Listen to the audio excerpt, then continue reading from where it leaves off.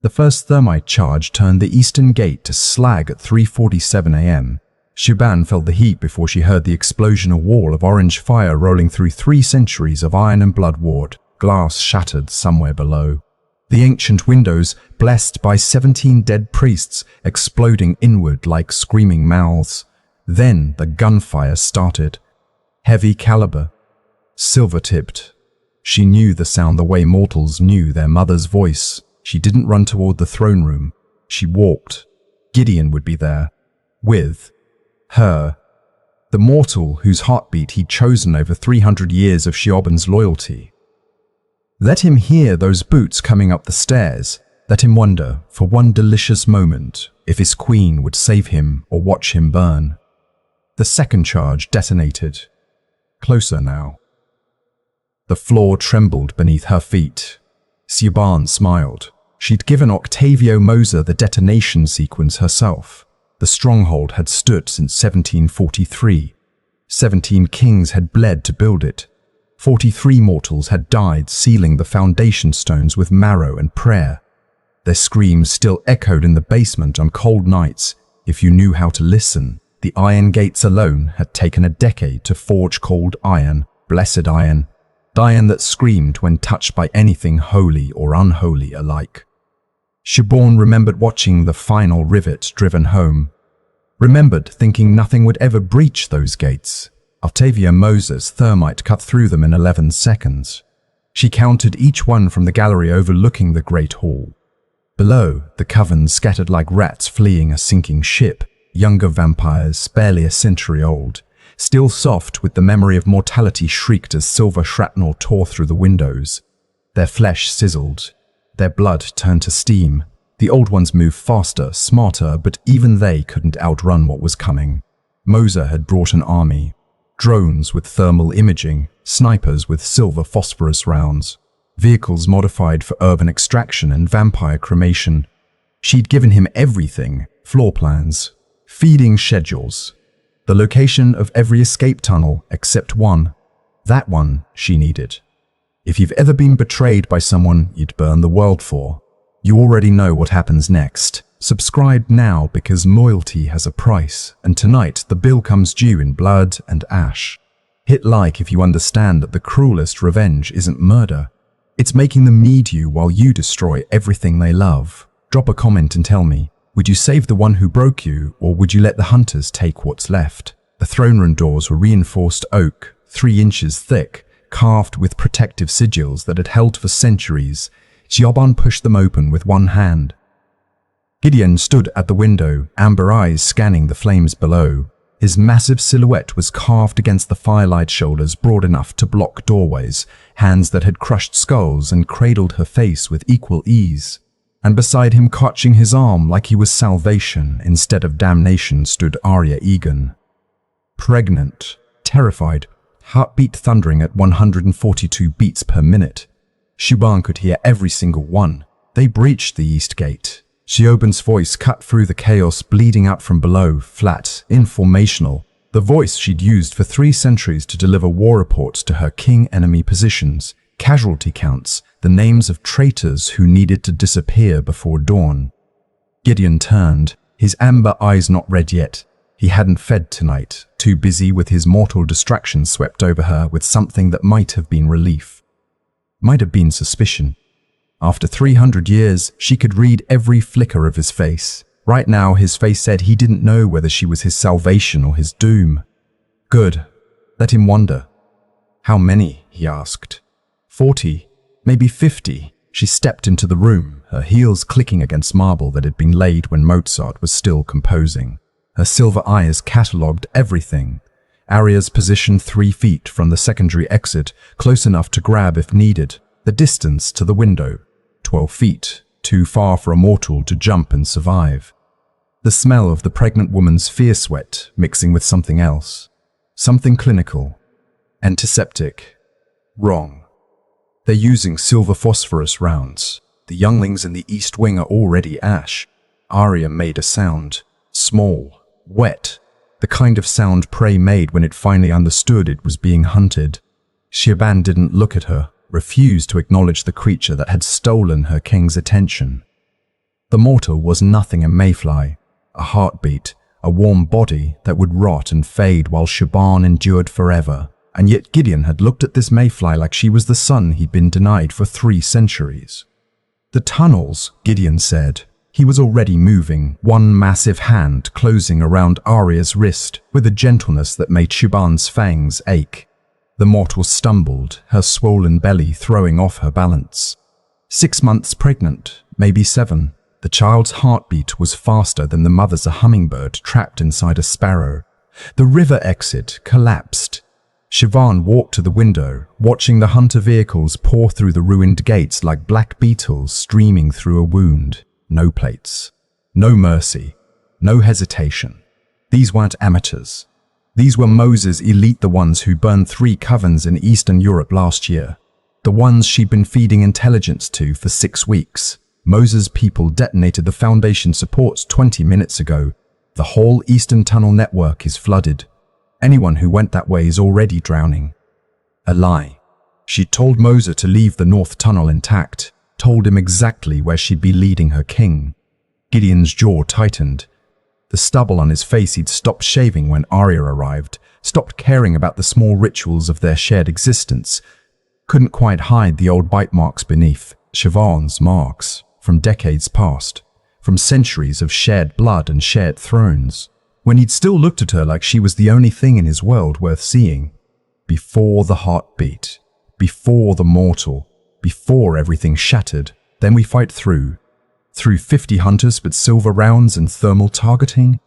Siobhan turned from the window. Her silver eyes met his amber ones, held them, let him see 300 years of loyalty, 300 years of devotion, 300 years of a love he'd thrown away for a pulse. You'll die in the courtyard. So will your heartbeat. She let the word hang. Arya's hand moved to her stomach, protective, pathetic, as if her fragile mortal fingers could shield the child from silver bullets and thermite charges. There's another way, Siobhan said. The old drainage system beneath the West Chapel. It connects to the city's storm network, comes out near the harbor. She paused. Let the information settle. It's narrow. It's filthy, but it's unmonitored. Gideon stared at her. 3 centuries of ruling together. 3 centuries of war and blood and bodies shared in the darkness between battles. He knew her. Knew she'd never offer help without cost. Knew every gift from a vampire was a chain wrapped in silk. But he didn't know about Octavio Moser.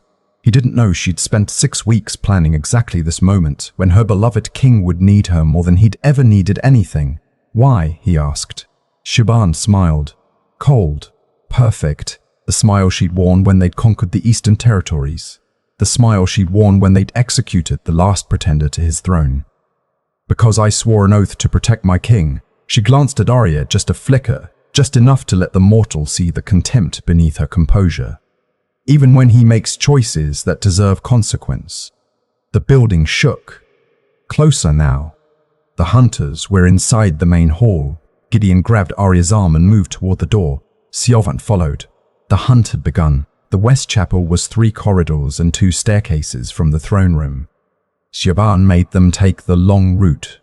This way. She turned left where right was faster, left through the portrait gallery, where 17 generations of vampire kings watched with painted eyes that seemed to follow their desperate flight. Past the armory, door locked, she jammed the mechanism hours ago, ensuring no one could access the silver forge weapons within. Down through the servants' passages that smelled of old blood and older secrets, where the walls still held the scratches of feeding victims who tried to claw their way to freedom. Gideon didn't question. He was too busy keeping Arya upright. The mortal was slowing them down. Her breath came in ragged gasps, lungs working overtime to oxygenate 2 bodies instead of 1. Her heart, that precious pregnant heart Gideon had chosen over centuries of loyalty, hammered against her ribs like a trapped bird beating itself bloody against cage bars. Siobhan could hear every flutter, every skip, every desperate pump of blood through veins that wouldn't last another century. She listened to it the way a summer Lee listened to wine breathing, counted the beats, wondered how many it would take before the hunter's thermal sensors locked onto that blazing mortal signature. Arya stumbled. Her ankle turned on a loose stone. She gasped, pain and fear mingling in a sound that made Siobhan's fangs extend a millimeter before she forced them back. "Keep up," Siobhan said. No sympathy, no warmth. "Or we leave you, Siobhan." Gideon's voice. Warning. She didn't acknowledge it. Here, she stopped at a narrow door. Iron-banded, ancient. The wood was so old it had petrified, turned to something closer to stone than timber. The chapel's through there. The drainage access is beneath the altar. Gideon tested the door. Locked. The mechanism was simple, a tumbler system installed in 1856, but they didn't have time for subtlety. Move. He didn't wait for permission. His hand transformed claws extending from nail beds with a wet, organic sound that made Arya flinch and tore through the lock mechanism like it was wet paper. Metal screamed. The door swung open on hinges that hadn't moved in decades. Inside, darkness, dust hanging in the air like frozen snow, rows of empty pews facing a stone altar stained with centuries of sacrificial blood, brown and black and rust-red layers, the accumulated offerings of a coven that had fed and prayed in equal measure. And 3 bodies. Vampires. Young ones. She recognized Thaddeus Parrish by the silver ring on his left hand, a gift from his maker. Their heads had been removed with something sharp. Silver from the char marks around the wounds. The cuts were surgical. Professional. This wasn't slaughter. This was execution. Arya vomited. The sound echoed off the stone walls, wet, human, weak. "They're already inside," Gideon said. His voice had changed. Lower. Colder. The king emerging from behind a lover, finally recognizing the scale of the threat. His amber eyes scanned the bodies, calculating time of death, weapon type, enemy position. Obviously, Siobhan stepped over Thaddeus's corpse without looking down. She'd never liked him anyway, too eager to please, too quick to smile, too blind to the politics churning beneath the coven's surface. Moses' advance team. They've been inside for at least 20 minutes. They'll have cleared the obvious exits first, the main tunnels, the garage, the river access. They're herding us. Toward what? Toward wherever they've set their killing ground. She reached the altar. The stone was cold beneath her palms, cold like she was. Cold like Gideon used to be, before he'd started chasing mortal warmth. Her fingers found the hidden mechanism. A groove in the stone. A pressure point. But this exit isn't obvious. It's not on any blueprint. It predates the Stronghold by 3 centuries. Then how do you know about it? Siobhan pressed the mechanism. Stone ground against stone. The altar shifted not forward, not back, but down. The floor beneath it split open, revealing a circular shaft descending into absolute darkness. The smell that rose from below was ancient, stagnant water, rust, decay, and something else. Something almost organic, almost alive. "Because I've been preparing for this night for 6 weeks," she said. Not a lie. Just not the truth he thought it was. "The drainage system," Gideon started, "is exactly where they won't expect us." Siobhan met his eyes. Let him see her certainty. Let him believe it meant loyalty instead of calculation. They'll assume we'd never use an exit this close to where they already struck. It's counterintuitive. It's dangerous. It's our only chance. Gideon hesitated. She could see the war behind his eyes. The king who trusted her. The lover who'd betrayed her. The survivor who knew that every choice in the next 10 minutes would determine whether he lived to see another century. In the distance, boots thundered on marble. Voices shouted commands in tactical shorthand. The hunters were getting closer. "Go," Gideon said. Siobhan descended first. The darkness swallowed her like a homecoming. The drainage tunnel was never meant for human passage. 18 inches wide at its narrowest points. Rusted metal walls curving overhead like the ribcage of some long-dead leviathan. Bolts jutting from the seams like broken teeth. Some of them still sharp enough to tear flesh, vampire or mortal alike. The floor was slick with decades of accumulated slime, algae, rust, organic matter that Siobhan chose not to identify. She went first, her willow-thin frame sliding through spaces that would have torn a lesser creature apart. A tactical braid caught on a protruding bolt. She ripped it free without slowing. Hair was nothing.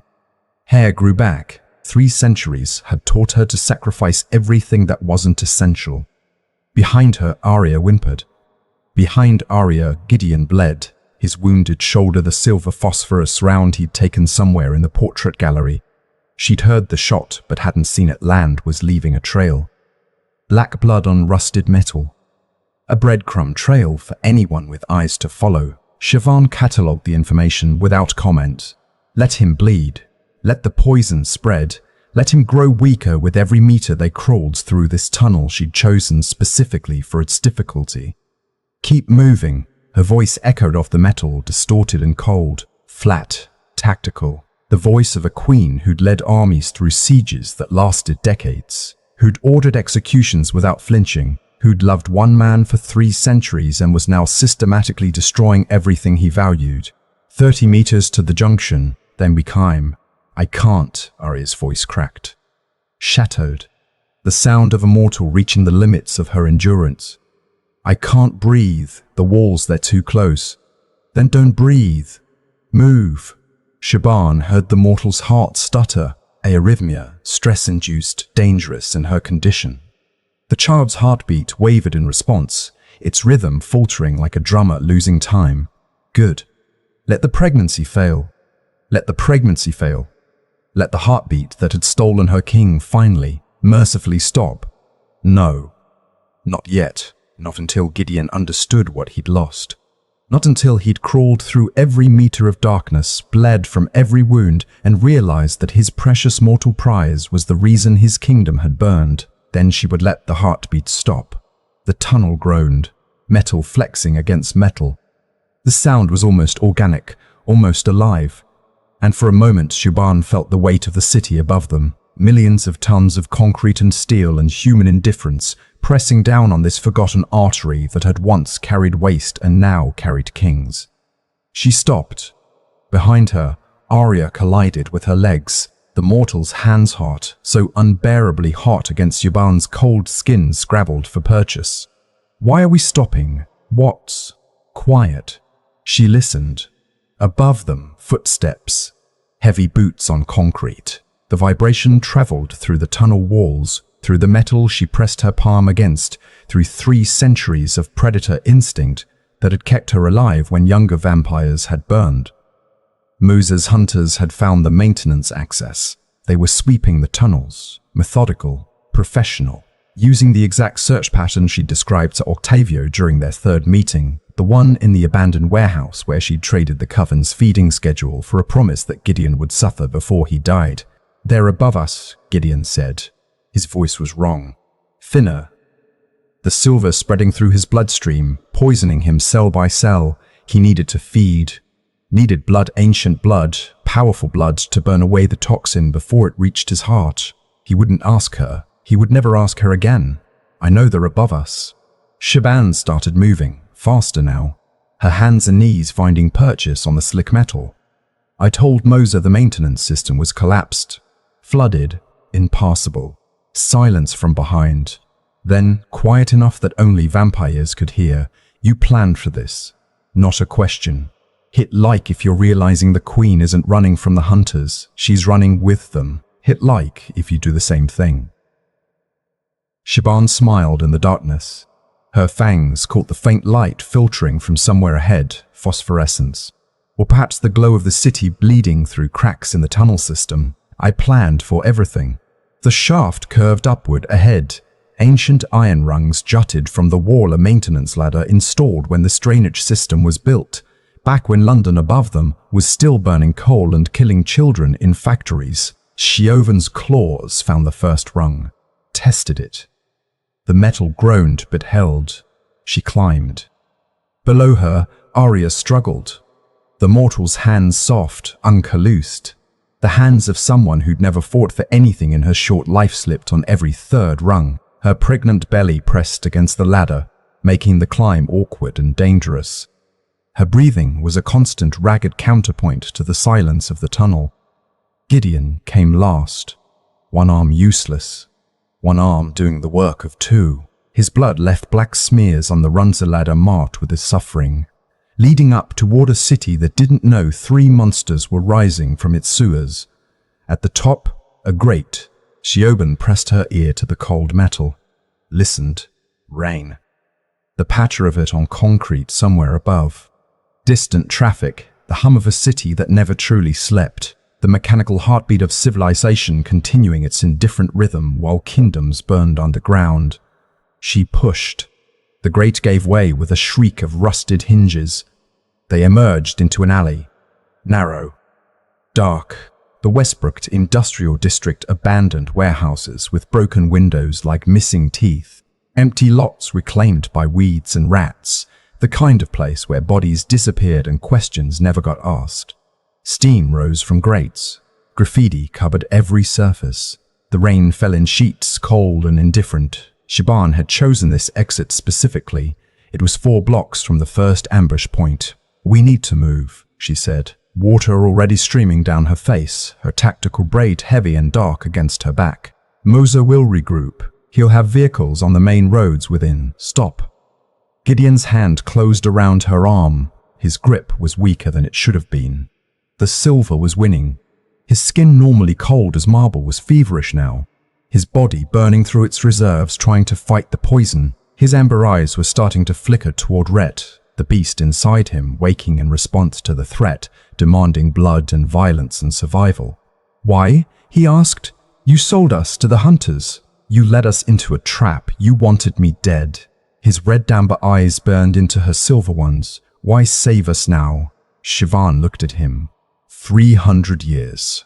300 years of blood and battle and something that might have been love if either of them had been capable of it. 300 years of standing at his side, killing at his command, sleeping in his arms during the daylight hours when the world above them burned with the sun they could never see again. "Because death is mercy," she said, "and you don't deserve mercy." She pulled her arm free. "Now move, before they find us." And in the distance, getting closer with every breath, the sound of engines roared through the rain. Gideon moved before Siobhan could speak. 3 centuries of war. 3 centuries of survival. 3 centuries of being the thing that other predators feared. His body remembered what his heart had forgotten. That love was a liability and hesitation meant death. That the only way to survive an ambush was to become the ambush. He hit Moser's center mass. 400 pounds of Vampire King driving forward like a freight train made of rage and ancient hunger. They crashed into the tunnel wall hard enough to crack concrete. Dust rained from the ceiling. The impact echoed through the junction like thunder in a cathedral, rolling, reverberating, announcing to everyone within a quarter mile that something terrible was happening in the dark. Moser's weapon discharged. Silver. The round caught Gideon's shoulder, the same shoulder already poisoned, already weakened, already burning with the first bullet's venom. This one punched through muscle that had stopped healing, lodged against bone that was starting to black-eye at the edges. The sound Gideon made wasn't human, wasn't vampire. It was something older, something that had crawled out of humanity's nightmares before civilization learned to build walls. He didn't stop. His claws fully extended now, each one 6 inches of keratin harder than surgical steel found Moser's throat. Dug in, drew blood that smelled wrong, that smelled synthetic, that smelled like the augmentations Siobhan had been warned about during her 6th meeting with the hunter cell. Not deep enough.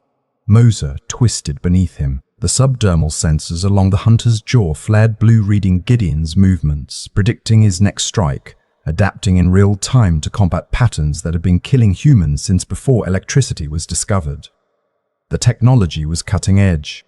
Military grade, the kind of enhancement that turned ordinary men into vampire-killing machines.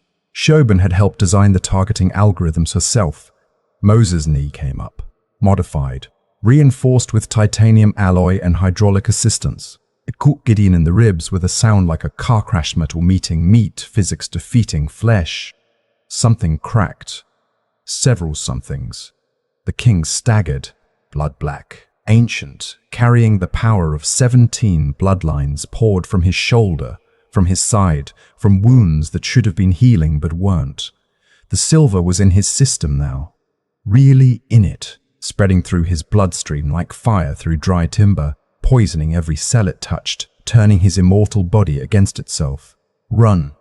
Gideon's voice was barely recognizable. The amber in his eyes had drowned completely and read the beast emerging, the hunger taking over, the civilized king disappearing into something far older and far more dangerous.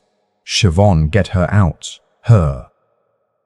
Even now, even bleeding from wounds that would have killed a younger vampire, even with silver burning through his veins and a hunter's augmented fist driving toward his face for the killing blow, he was thinking about her.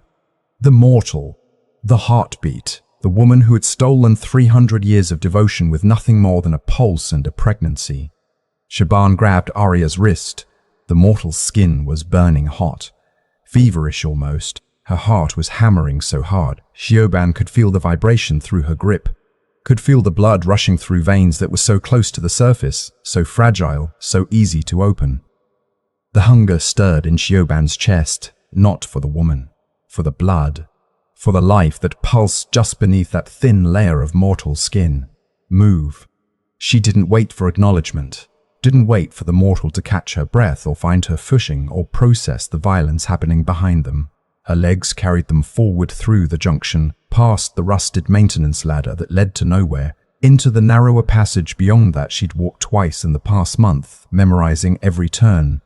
Arya stumbled, her pregnant body pitched forward, hands reaching for walls that were too far away, feet slipping on metal that was slick with decades of accumulated filth. She fell.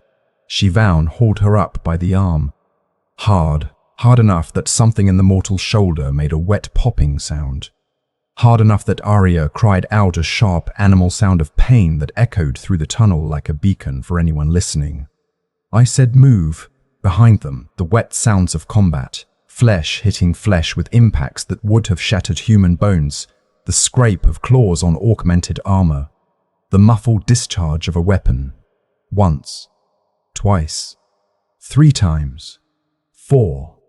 Then silence. Arya was crying.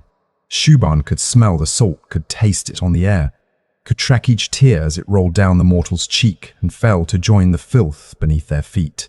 The woman's heart was threatening to burst from her chest. The baby's heart was racing to match it. 2 heartbeats, one terrified melody, playing a duet of survival that Siobhan had spent 6 weeks planning to silence. Is he... Arya couldn't finish the sentence, couldn't voice the fear. Couldn't acknowledge the possibility that the immortal king who had promised her forever might have just died in a drainage tunnel for a woman who wasn't worth his loyalty. Siobhan kept moving. She didn't answer because she didn't know. Gideon was old, powerful. He'd survived wounds that would have killed any other vampire.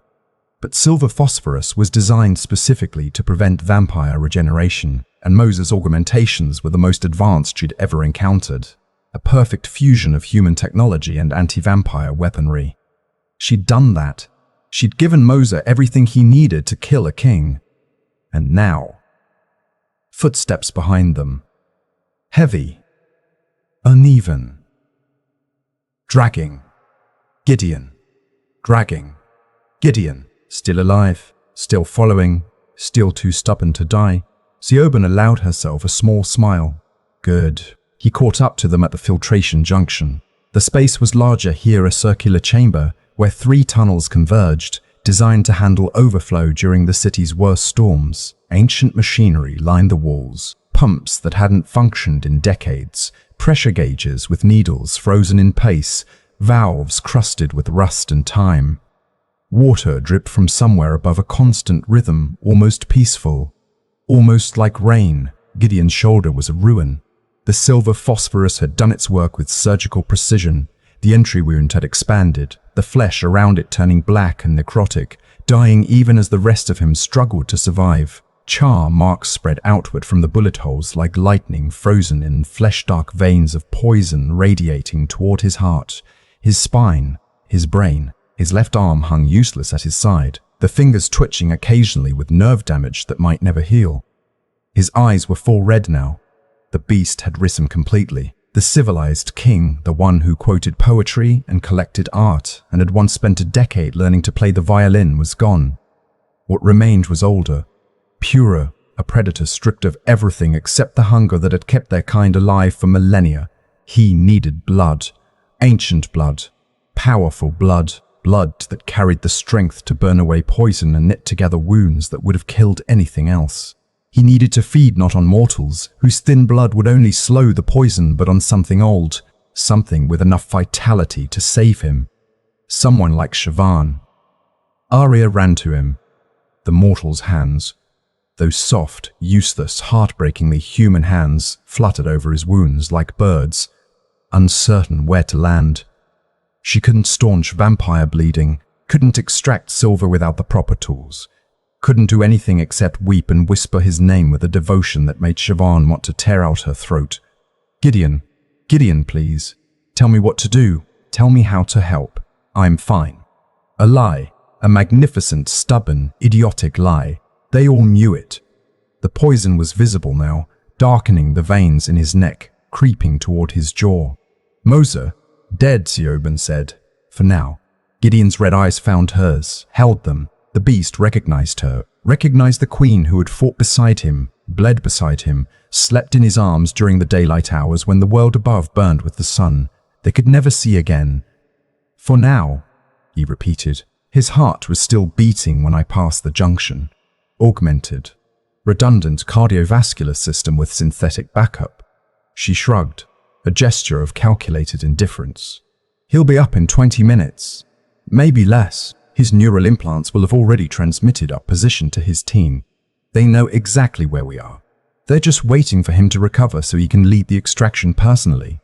The king processed this information, calculated, his tactical mind working even through the pain, even through the poison, even through the hunger that was screaming at him to feed on the nearest source of blood, Arya. The mortal was right there, warm, full of life, full of the blood that could save him.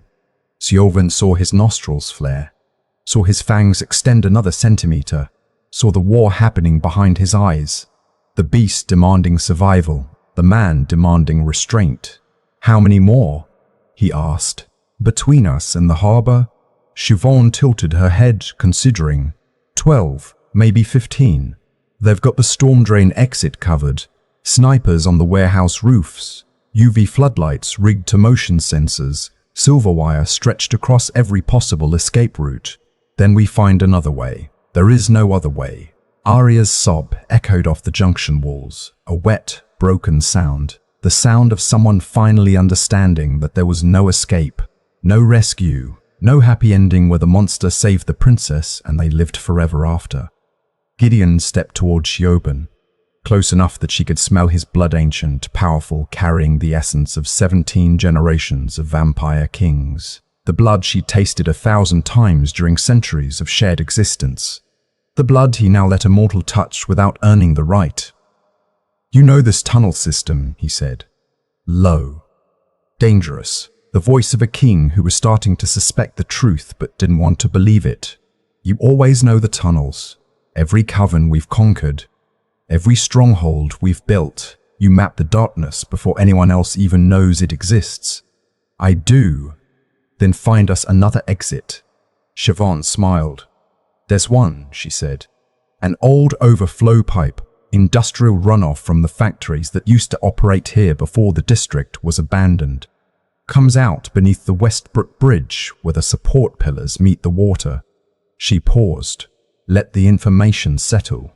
Let him hope, but it's narrow. The pipe was designed for water, not people. Arya won't fit. She watched the words land, watched Gideon's face shift, the beast warring with the fool. The survivor calculating whether his mortal prize was worth dying for. The king weighing centuries of power against a heartbeat he'd known for less than a year. There has to be. There isn't. Siobhan stepped closer, close enough that her cold breath touched his fever-hot skin. Close enough to whisper truths that would shatter him. Leave her. Come with me. We can rebuild. Find a new stronghold. Gather what's left of the coven. You and I, we've done it before. After the purges in Prague. After the fire in Vienna. We've always survived. We've always rebuilt. Her silver eyes held his red ones. Together. No. One word, final. Absolute. 300 years, and he'd chosen his answer in a heartbeat, a single syllable that destroyed everything she built, everything she believed, everything she'd sacrificed for a king who would rather die for a mortal than live forever with his queen. Siobhan felt something cold settle in her chest, colder than she already was, colder than the tunnel walls, colder than the grave she'd crawled out of 3 centuries ago when she'd chosen immortality over death. "Then we go through them," she said. "All 15, with you bleeding and your heartbeat slowing you down." Gideon's jaw tightened. "We go through them." Siobhan nodded. Exactly as planned. The storm drain exit was a killing field. Siobhan saw it before they reached the great UV floodlights mounted on tripods in a perfect semicircle, turning the tunnel mouth into a wall of burning white light that would reduce any vampire to ash within seconds of exposure. The light was so bright it hurt even from 30 meters away, even through the protective darkness of the tunnel, even filtered through the grime coating the ancient grate. Behind the lights, silver wire stretched across the opening in a complex web pattern. Motion sensors mounted at ankle height, waist height, head height, each one calibrated to detect the specific thermal signature of a vampire's body temperature. Thermal cameras with targeting systems linked directly to the crossbows mounted on automated turrets. And behind all of it, arranged in a perfect crescent formation with military precision, stood Octavio Moses hunters. 12 of them. Tactical armor, night vision, crossbows loaded with silver bolts tipped with phosphorus payloads. Each bolt was designed to explode on impact, spreading silver shrapnel through the target's body in a burst pattern that made extraction impossible. Siobhan had provided the specifications herself, and in the center of the formation, somehow already upright, somehow already smiling despite the 4 parallel claw marks across his throat that should have killed any normal man, Octavio Moses. His cybernetic eye pulsed blue in the darkness. His subdermal sensors were already reading them, already calculating, already transmitting targeting data to his team. The synthetic blood vessels in his neck had already sealed the wounds Gideon had inflicted. The backup heart beneath his armored vest had already taken over circulation. "Did you really think," he called into the tunnel, his voice amplified by implanted speakers in his jaw, "that I'd let you walk out of here alive?" Gideon pushed Arya behind him. A useless gesture. The mortal was the softest target in the tunnel. One bolt would kill her instantly. One burst from the UV floodlights would blind her permanently. One wrong step would trigger the motion sensors and bring the entire automated defense grid online. But the gesture was instinct. Protection. Love, maybe. If vampires could feel such things. Siobhan stepped to the side. Not beside him. Not admire. Never again. Subscribe now if you need to see how the Queen plays this. Hit like if you've realized she's not running from the hunters, she's running with them. Moses. Gideon's voice echoed off the concrete, strong despite the poison weakening him, commanding despite the wounds bleeding him dry. "Whatever they're paying you, I'll triple it. My holdings in Eastern Europe alone." "They're not paying me anything." Moses' smile widened. His augmented teeth sharpened, reinforced, designed for tearing through vampire flesh, caught the UV light and gleamed. "Your queen already did." Silence. Absolute. Complete. The kind of silence that existed only in the moments before everything changed forever. Siobhan felt it the moment the words registered in Gideon's brain. The moment 3 centuries of trust, of loyalty, of something that might have been love, shattered like the stained glass windows of their burning stronghold. Gideon turned. Slowly, so slowly, the movement of someone who already knew what they would see but couldn't stop themselves from looking. His red eyes found her silver ones. Siobhan. Not a question, not an accusation, just her name, the way he'd said it 1,000 times in darkness, in blood. In the quiet hours before dawn when they'd held each other against the weight of eternity and pretended that forever didn't mean anything because they had each other, she didn't flinch. "You chose her," she said. Her voice was ice, perfect, controlled, the voice of a queen delivering judgment on a traitor. "You brought her into our home, our bed, our kingdom. You let her touch you while I watched. You let her carry your child while I stood beside your throne like furniture. Siobhan, you told me her heartbeat was worth more than my loyalty. She smiled. Cold, cruel, beautiful. You said her pulse made you feel alive in ways 3 centuries with me never had. So I gave you exactly what you wanted. She stepped back, away from him, toward the hunters, toward the killing field she'd helped design. Consequences. The first crossbow bolt flew. Siobhan moved, not away from Gideon, toward him, her body colliding with his, driving them both sideways, her weight against his, her cold flesh against his fever-hot skin. The bolt screamed through the air where his heart had been. It hit the tunnel wall behind them and exploded, silver shrapnel bursting outward in a cloud of razor-sharp death. Instinct. 300 years of fighting beside him. Her body remembered even when her rage demanded otherwise. Her muscles knew the choreography of saving him even when her heart wanted him dead. They hit the tunnel floor together. More bolts flew. The automated turrets had activated now, tracking their movement, calculating trajectories, firing in patterns designed to cut off every escape route. One bolt caught Siobhan's armor graze.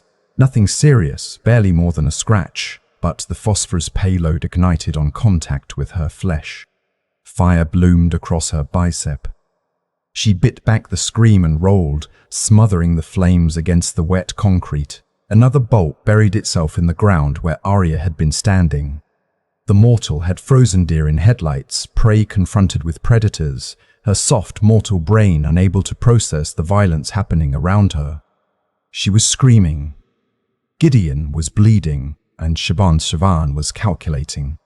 She'd wanted him humbled, broken, made to crawl through the ashes of everything he'd thrown away for a mortal's heartbeat. She wanted him to suffer the way she'd suffered for 6 months, watching him touch another woman, watching him choose temporary warmth over eternal devotion. But dead. Dead was too easy. Dead was mercy. Dead meant he'd never have to live with what he'd done, never have to watch his mortal age and die, never have to face the centuries of loneliness that awaited him when the heartbeat finally stopped. Move, she hissed, grabbing his collar, holding him upright with strength she shouldn't have wasted on saving him. The maintenance shaft 30 meters back, there's a bypass that leads to the secondary junction. Gideon stared at her, blood on his face, black and red mixed together, his and Moses and hers. Betrayal in his eyes, the absolute complete understanding that the woman he trusted for 3 centuries had sold him to his enemies. Why save me now? Siobhan's grip tightened on his collar. Her silver eyes burned into his red ones. Because I'm not finished with you yet. The maintenance shaft was never meant for vampires. 18 inches wide at the entrance, narrowing to 14 at its tightest point. Rusted metal walls that had been corroding since the Industrial Revolution. Each bolt and seam weeping rust like old wounds that refused to heal. The air inside was thick, stagnant, recycled through decades of disuse, carrying the dose scent of everything that had ever died in these tunnels and been forgotten. Siobhan went first. Her willow-thin frame slid through the opening with practiced ease, shoulders angled, hips twisted, her body becoming liquid in the way only centuries of survival could teach. The tactical braid caught on a protruding rivet. She felt strands tear from her scalp as she pulled free, leaving black hair behind like a breadcrumb trail. Pain was nothing. Hair was nothing. 300 years had stripped away everything that wasn't essential to survival. Behind her, Arya whimpered. The sound echoed through the metal shaft, amplified, distorted, bouncing off walls that seemed to press closer with every meter they crawled. The mortal's breathing was wrong. Too fast. Too shallow. The beginning of a panic attack that would kill them all if Siobhan didn't manage it.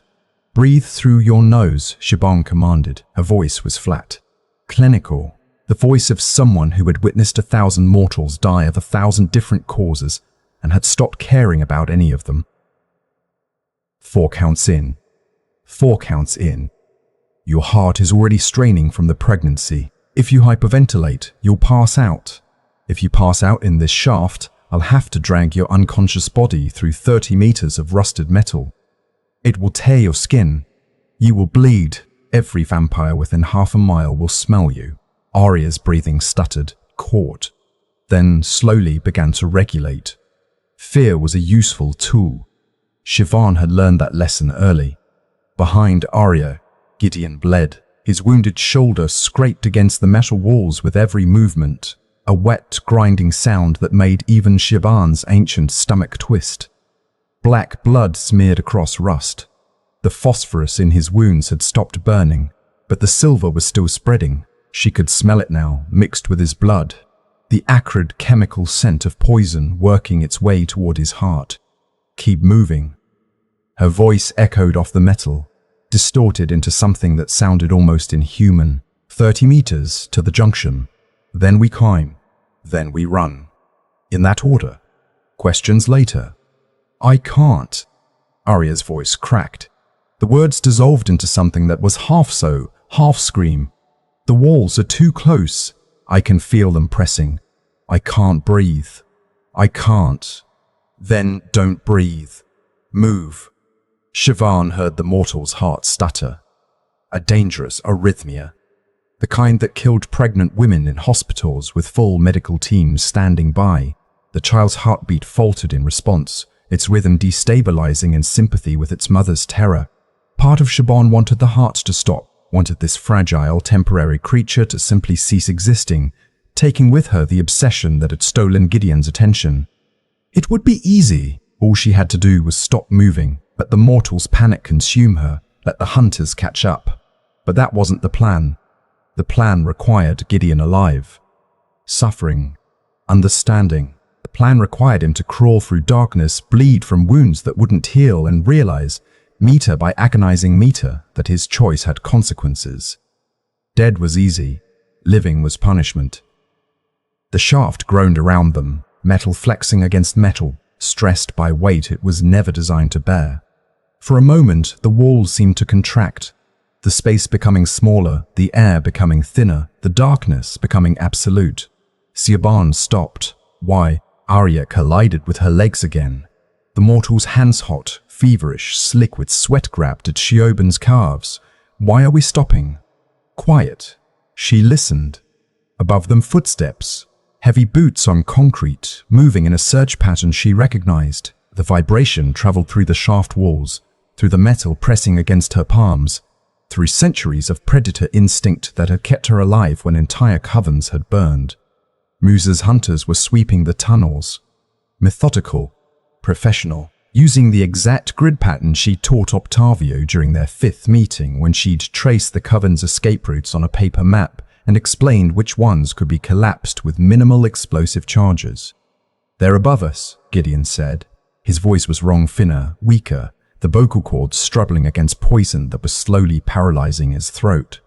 "If they have thermal imaging, they do. But we're too deep. The concrete between us and them is thick enough to mask our signatures." Siobhan started moving again, faster now, her hands and knees finding purchase on metal that was slick with rust and condensation. "I told Moser the maintenance system was collapsed, flooded, impassable. He'll have assigned minimal resources to search it." Silence from behind. Then, so quiet that only vampire ears could hear. "You planned for this." Not a question, a realization. The first crack in 3 centuries of trust. Siobhan smiled in the darkness. Her fangs caught the faint phosphorescence bleeding through cracks in the tunnel system bioluminescent fungus, maybe, or the chemical runoff from the factories that had once operated above them. "I planned for everything, Gideon. I've been planning since the night you brought her home and told me her heartbeat made you feel alive." The shaft curved upward ahead. Ancient iron rungs jutted from the water maintenance ladder installed during the Victorian era, when this drainage system was built by workers who died of cholera and consumption and were buried in mass graves that the city had long since paved over. Siobhan's claws found the first rung, tested it. The metal groaned, corroded to the point of failure, but held. She climbed. Below her, Arya struggled. The mortal's hands slipped on every 3rd rung, soft palms meeting rusted metal, skin tearing, blood welling from a dozen small cuts. The smell hit Siobhan like a wave. Fresh blood, mortal blood, warm and alive and carrying the life of 2 creatures in a single fragile body. Her fangs extended. Her hunger stirred. 3 centuries of discipline warred with instinct older than memory. She kept climbing. Gideon came last. One arm useless. One arm doing the work of two. His blood left black smears on every rung, a ladder painted with his suffering, leading upward toward a city that didn't know three monsters were rising from its sewers. At the top, a grate. Siobhan pressed her ear to the cold metal. Listened with senses that had been tracking prey since before the American Revolution. Rain. The steady drumbeat of it on concrete and metal and glass. Distant traffic, the hum of vehicles on wet streets, tires hissing through puddles, engines rumbling through the early morning darkness. The city was waking up, millions of humans beginning their daily routines, unaware that beneath their feet a king was dying and a queen was deciding whether to save him. She pushed. The grate gave way with a shriek of protesting hinges. They emerged into hell. They made it 4 blocks before Gideon collapsed. One moment he was walking unsteady, bleeding, but walking. His massive frame somehow still upright despite the silver spreading through his veins like black lightning. Despite the wounds that had stopped healing, despite the blood loss that would have killed any vampire less than a century old. The next moment his knees buckled, his body hit the wet asphalt with a sound like meat striking a butcher's block. Heavy, final. The impact splashed rainwater mixed with his own blood in a dark corona around his fallen form. His claws scraped against concrete as his hands tried to find purchase, tried to push himself back up, tried to pretend he wasn't dying in an alley in a city that had forgotten vampires existed. He couldn't. The silver had reached his spine. Arya screamed. The sound cut through the rain like a blade high, desperate, the kind of scream that brought neighbors to windows and police to crime scenes. Siobhan's hand closed around the mortal's mouth before the echo faded. Quiet. Her voice was ice against Arya's ear. Scream again and you'll bring every hunter in the district down on us. She released the mortal. Arya stumbled away, her hand shaking, her eyes fixed on Gideon's prone form. She fell to her knees beside him, her pregnant belly pressing against the wet asphalt, her fingers reaching for wounds she couldn't heal. Gideon! Gideon, please! Stay with me. Don't you dare leave me here. Siobhan stood back and watched. She should leave him. The plan was working perfectly. He was weakened, humiliated, crawling through the mud of a city he'd once ruled from the shadows like a god. This was everything she'd wanted. The mighty king brought low, destroyed by his own choices. Forced to face the consequences of betraying 3 centuries of devotion for a mortal's heartbeat, she should walk away. Let the hunters find him. Let Moser finish what she'd started. But she didn't leave. Get him up. Arya was useless, crying, pulling at Gideon's massive shoulders with hands that couldn't budge a child. Her fingernails were breaking against his armored flesh. Her tears were mixing with the rain and the blood and the filth of the alley. She was everything Siobhan despised about mortals, weak, fragile, temporary, and yet this was the creature Gideon had chosen. Siobhan pushed the mortal aside. Gideon! She knelt beside him. The rain plastered her hair to a skull, ran down her face like tears she hadn't shed in centuries. His eyes were flickering red to amber to something darker, something closer to the void that waited for all vampires who failed to survive. The silver was in his bloodstream now, spreading, burning, consuming. You need to feed. No. The word was barely a whisper. Blood bubbled at the corner of his lips, black, ancient, poisoned. You'll die. Better than. He coughed. A wet, terrible sound. Black blood sprayed across the asphalt between them. Better than becoming what you want me to be. Siobhan's jaw tightened. And what's that? His red eyes found hers. Held them. Even dying, even poisoned, even broken, the king was still in there somewhere. The man she'd loved for 3 centuries, the monster she'd followed through wars and famines and the slow collapse of civilizations. Weak, something cracked in her chest, something old, something buried, something she'd entombed so deep beneath rage and betrayal that she'd forgotten it existed. It felt like a fracture in ancient stone, small at first, barely perceptible, but spreading through the foundation of everything she'd built. You're already weak, she said. Her voice wavered. Just once. just enough to betray her. You've been weak since the moment you let a mortal's heartbeat matter more than mine, Gideon laughed. Wet, broken, the laugh of a dying man who had nothing left to lose. You think I don't know? He pushed himself up on one elbow. The effort cost him his face contorting with pain, his wounded arm trembling, his whole body fighting against the silver that was killing him cell by cell. You think I don't understand what I threw away? Aurea stood frozen behind them, watching, her hand on her belly, protecting the child that had started all of this. I knew, Gideon said. His voice was barely a whisper now. Each word was a victory against the poison, every day. Every time I touched her instead of you. Every time I chose her warmth over your cold. I knew. Black blood on his lips. Black blood on the asphalt. Black blood on the asphalt. Black blood everywhere. But I couldn't stop. Couldn't. Another cough. Weaker now. Couldn't stop wanting something that wasn't endless. Something that would end. Something that would end. Something that made forever feel like it meant something. Siobhan stared at him. The rain fell. The city hummed. Somewhere in the distance, sirens wailed police or ambulance or fire. It didn't matter. None of it mattered. You wanted mortality. I wanted to feel something that mattered. His eyes closed. The fight was leaving him. The king was fading into something smaller, something mortal in its own way. Forever is a long time to feel nothing, Siobhan. Forever is a long time to be cold. The words hit her like silver. Siobhan knelt in the puddle forming around her king. The rain had soaked through everything, her tactical gear, her hair, the ancient skin that hadn't felt temperature in 3 centuries. Water ran down her face like tears. It wasn't tears. Vampires didn't cry. But for a moment, in the darkness, in the rain, it was hard to tell the difference. Feed, she said. No. Gideon, if I feed now, I'll lose control. His voice was barely audible. The silver had reached his throat. His vocal cords were failing. I'll kill her. The baby. Everyone within 100 meters. His hand found hers. Cold against cold. 2 corpses pretending at intimacy. Including you. She should let him die. She should walk away. She should finish what she'd started. Instead, Siobhan raised her wrist to her mouth. Her fangs needle-thin, extended to their full length, pierced her own flesh.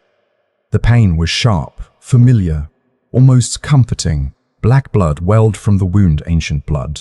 Powerful blood, carrying the strength of 3 centuries of survival and the essence of every creature she'd ever drained.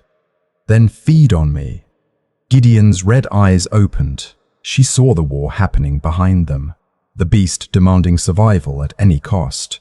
The man demanding restraint. The king calculating odds and outcomes. The lover, if he still was a lover, if he ever had been trying to understand what this offering meant. She pressed her bleeding wrist to his lips. Drink. He drank. His fangs sank into the wound she'd made, widening it, deepening it, claiming her blood with a hunger that had been building for hours. The pull was immediate, overwhelming. Siobhan felt her blood leaving her body in a rush, felt the strength draining out of her, pouring into him, filling the places the silver had emptied. It hurt. She didn't care. Aurea was watching, the mortal's face pale, streaked with rain and tears, and Muscada that had long since stopped pretending to be waterproof held something Siobhan didn't expect. Not horror, not jealousy, understanding. You love him, Aurea said. Siobhan laughed. The sound was broken. Wrong. The laugh of someone watching their own carefully constructed facade crumble to dust. Love. She spat the word like poison.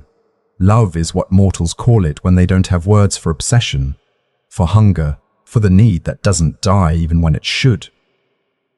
Gideon's grip tightened on her wrist.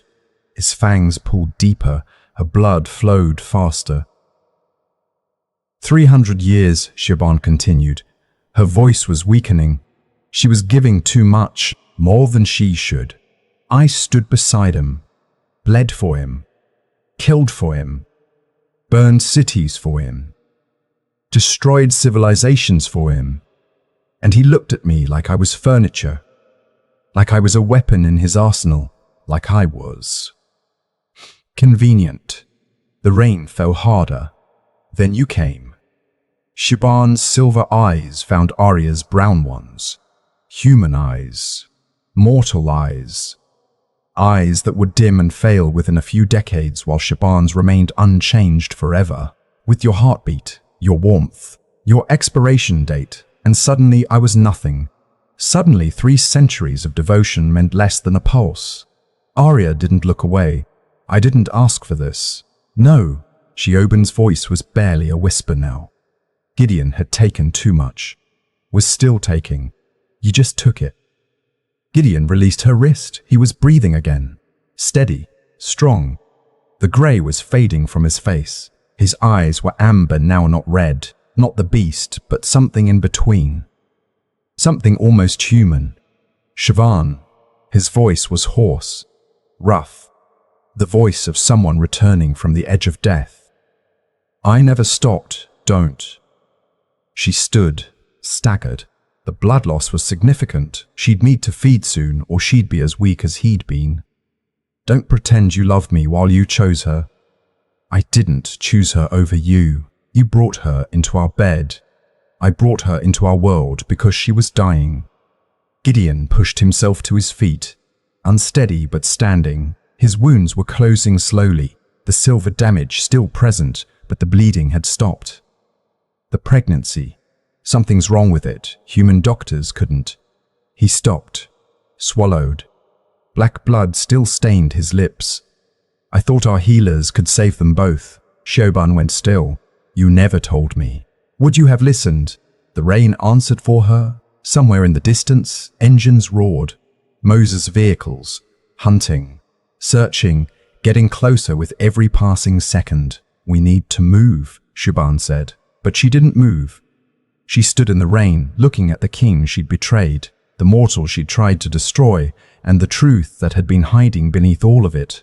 She'd been so certain, so righteous, so wrong. They reached the harbour as the city clock struck 4. The dock stretched before them like a graveyard of industry rain-slicked concrete disappearing into darkness. Cargo containers stacked like rusted tombstones.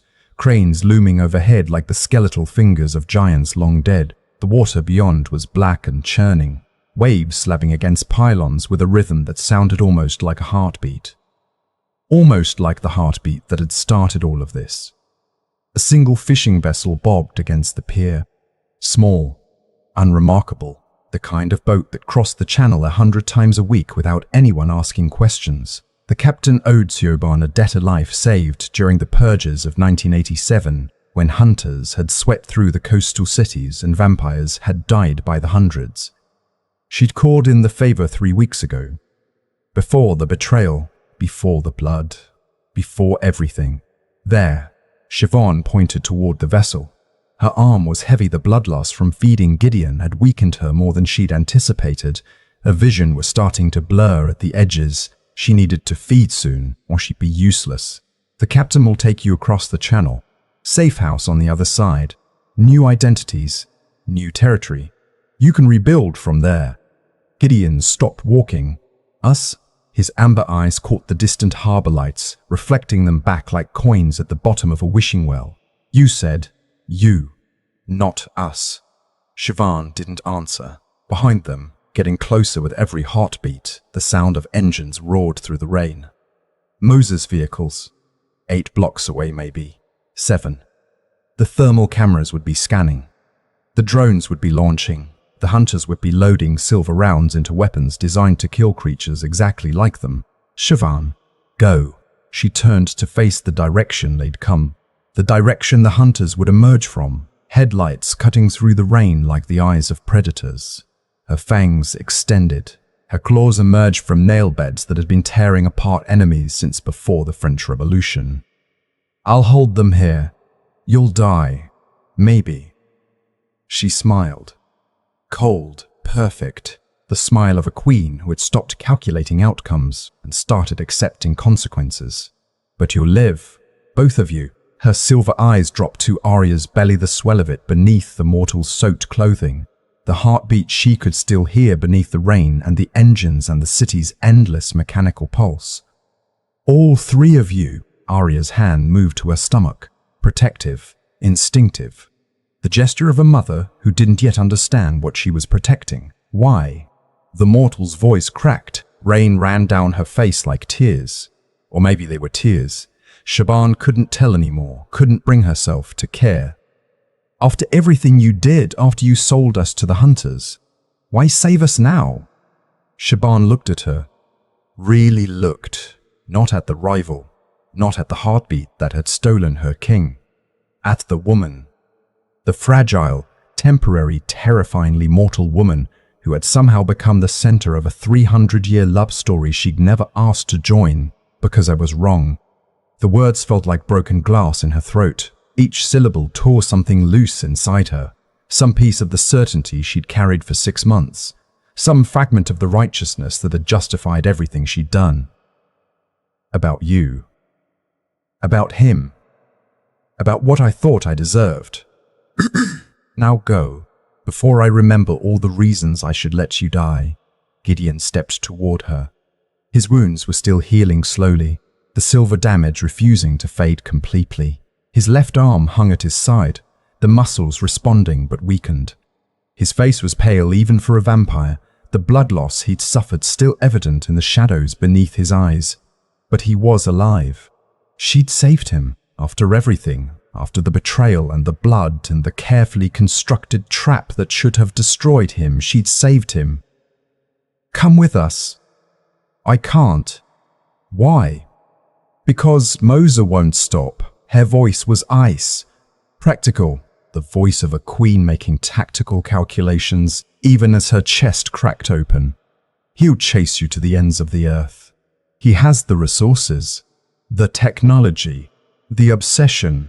You killed his sister in Prague. Did you know that? 1989. The fire at the Voltmagen Palace. She was 23. He's been hunting vampires ever since. Gideon's jaw tightened. I didn't know. You don't know a lot of things. Siobhan's silver eyes held his amber ones. If I go with you, Moza will know I switched sides. He'll never stop hunting. Every safe house will burn. Every new identity will be compromised. You'll spend the rest of eternity running. And if you stay, I feed him a lie. The smile returned bitter now, broken, the smile of someone who had finally understood the price of their choices. Tell him you forced me, that I was your prisoner for 3 centuries, that I only helped the hunters to escape your control and you caught me before I could complete the mission. She caught herself, steadied her voice. He'll believe it. Mortals always believe what they want to believe about monsters. He wants to believe vampires are mindless predators, that we can't love, can't choose, can't betray each other for reasons more complicated than survival. Her claws retracted, extended again, nervous energy bleeding through her ancient composure. I'll play the victim, he'll stop hunting you. And you'll have time, decades, maybe centuries to rebuild. The engines were louder now. 5 blocks. 4. Go. Gideon grabbed Arya's hand, pulled her toward the boat. The mortal stumbled her pregnant body, exhausted, pushed beyond its limits, running on nothing but adrenaline and terror. They reached the gangway, started climbing. The captain emerged from the wheelhouse, an old man with sailor's hands and debtor's eyes, carefully not looking at the vampires, carefully not seeing anything that might complicate his survival. Siobhan turned to face the approaching lights. 12 vehicles. 40 hunters. Octavio Moza standing in the lead truck's bed, his cybernetic eye blazing blue in the darkness, his augmented voice amplified through speakers that cut through the rain like thunder. Surrender, and I'll make it quick. She didn't surrender. She extended her claws, bared her fangs, prepared to die the way she'd lived fighting, bleeding, refusing to yield to anything mortal. Then Arya screamed. Siobhan spun. The mortal had collapsed on the gangway. Her hands clutched her stomach not protectively now, but desperately, fingers clawing at fabric that was suddenly dark and wet with something that wasn't rain. Her face was twisted in agony. Her legs were folded beneath her at wrong angles, and between her thighs, Blood, so much blood. Too much blood. The pregnancy. Something was wrong. Something had been wrong all along. That was why Gideon had brought her to the coven. Why he'd risked everything. Why he'd chosen a mortal's heartbeat over 3 centuries of devotion. He'd been trying to save them, the mother and the child. And now, on a rain-slipped gangway with hunters bearing down on them, the child was trying to come early. Gideon was shouting. The captain was backing away. The hunters were advancing. And Siobhan was running toward the boat, not away from the hunters. Toward the mortal, toward the child, toward the heartbeat she'd spent 6 months trying to silence. She reached Arya in 3 seconds. Lifted her. The mortal was lighter than she should have been, fragile in a way that made Siobhan's ancient stomach twist. She carried her up the gangway, away from the rain, into the relative shelter of the boat's cabin. The baby, Arya gasped. Her voice was barely audible. Her heart was racing too fast, dangerously fast, the rhythm of something failing. Something's wrong, the doctors said. They said something was inside. Siobhan's hand pressed against the mortal's belly. And felt it, metal, beneath the skin, beneath the blood, beneath the child, a tracker, the size of a grain of rice, surgical steel and microelectronics, implanted with precision that spoke of planning and patience. The signal was faint but constant, a beacon broadcasting their location to anyone with the right frequency. Moser hadn't been chasing them, he'd been tracking them, the whole time, every step. Every tunnel, every desperate escape. He'd known exactly where they were because the child that Gideon had risked everything to save had been compromised before it was even born. Subscribe now if you need to know what happens next. The hunters didn't just find them. They've been inside from the beginning. Hit like if you realized the trap was never the tunnel. It was the baby. Drop a comment and tell me. Can they cut it out in time? Or has Moser already won? Siobhan looked at Gideon. His face had gone pale. Pale and vampire pale. The color of bone. The color of ash. The color of a king who had just realized that everything he'd done to protect the woman he loved had only made her easier to find. You knew. Siobhan's voice was dead. Hollow. The voice of someone who had just understood the true scope of the trap. Some part of you knew. Gideon didn't deny it. The doctors, he said. His voice cracked. The human doctors. They said they found something, an anomaly. They thought it was a tumor. They wanted to remove it, but Arya, she refused. She thought it was part of the baby. Siobhan finished the sentence. Because that's what they wanted her to think. The boat's engine roared to life. The captain had finally decided that getting away from the hunters mattered more than waiting for his passengers to figure out their problems. But it was too late. Behind them, Moser's trucks reached the pier. Hunters poured out silver weapons raised, UV floodlights blazing, forming a perimeter around the only exit. The harbor was a cage now. The boat was a coffin, and somewhere in the darkness, growing closer with every heartbeat the tracker transmitted, the hunters followed a signal that no amount of running could silence. Siobhan grabbed a knife from the captain's galley. "Get the boat moving," she said. Her voice was dead. Hollow. The voice of someone who just realized that the war wasn't ending, it was just beginning. "I need to operate." The engine roared. Behind them, the hunters opened fire, and the long night continued. We spend our lives believing loyalty is a transaction. I give you my years, you give me your attention. I sacrifice my desires. You acknowledge my worth. Fair trade.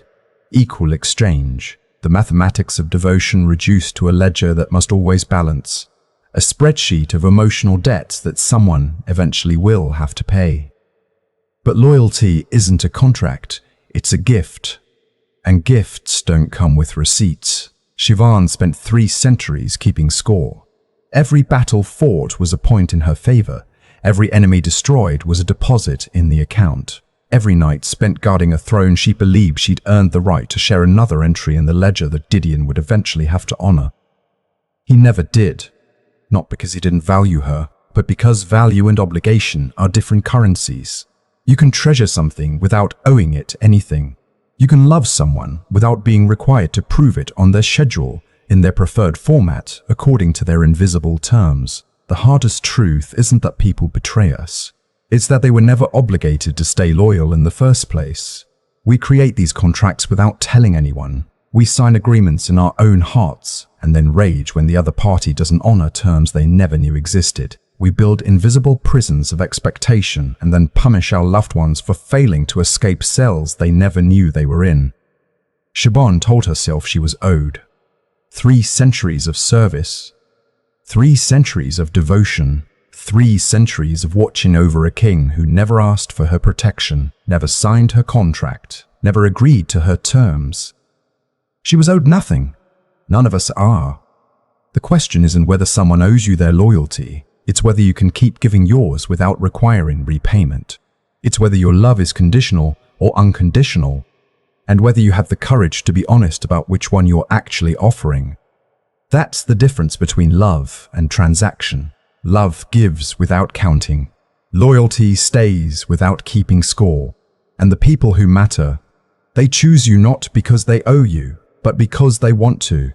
Ask yourself, what invisible contracts are you enforcing that no one else agreed to? What debts are you collecting on loans you never announced?